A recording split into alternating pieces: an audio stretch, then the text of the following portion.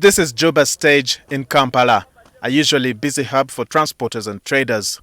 But today, activity here is noticeably slow. Operators say business has taken a hit. The goods which are going there to South Sudan, they are at a limited sort of nature. And that is why, even here, as you see, the lorries are within here, and we take about a week when we are loading. Yes, previously, we have been loading per day. If we loader can go next day, like that.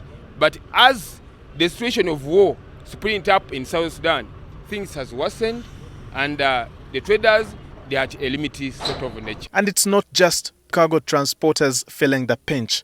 Passenger transport companies are also seeing a sharp decline. Nelson Sekandi, the manager of Namaiba Bus Terminal, explains that the number of buses heading to Juba has dropped dramatically in the last 2 weeks. This week it was worse. We have over 15 bus companies which are applying to Kampala, Juba, and some of them send like 3, 4, 5 buses. But if you look at the list of our buses here, the company which used to send like 5, they are now sending only 2. And the company which used to send like 3, they are sending only 1. And that 1 bus or the 2 buses, they go when they are not what?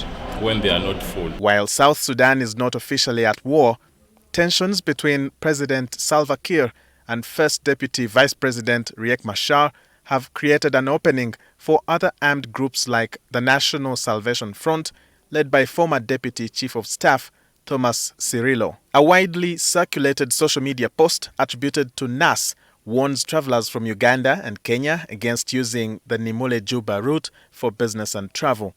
However, not everyone is convinced of the danger.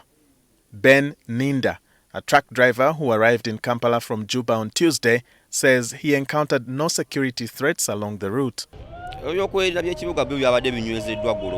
Security has been tightened in Juba. The army is at every junction, every turn, at the roundabouts, but they are not interfering with business within the town.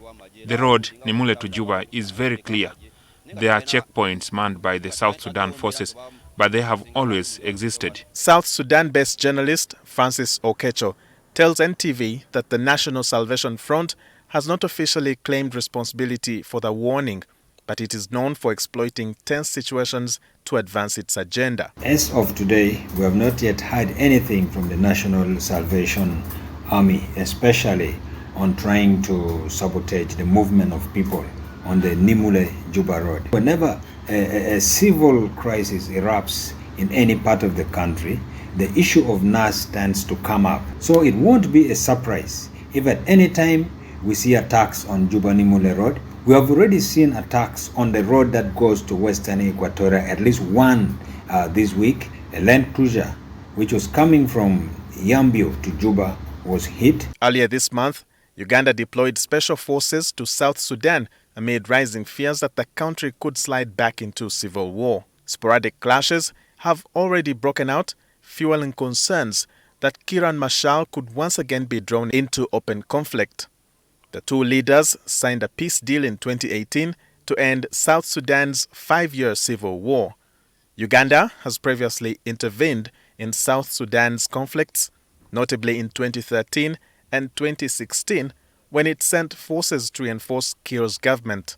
For now, uncertainty lingers and traders and transporters remain on edge. Mwesigye, NTV.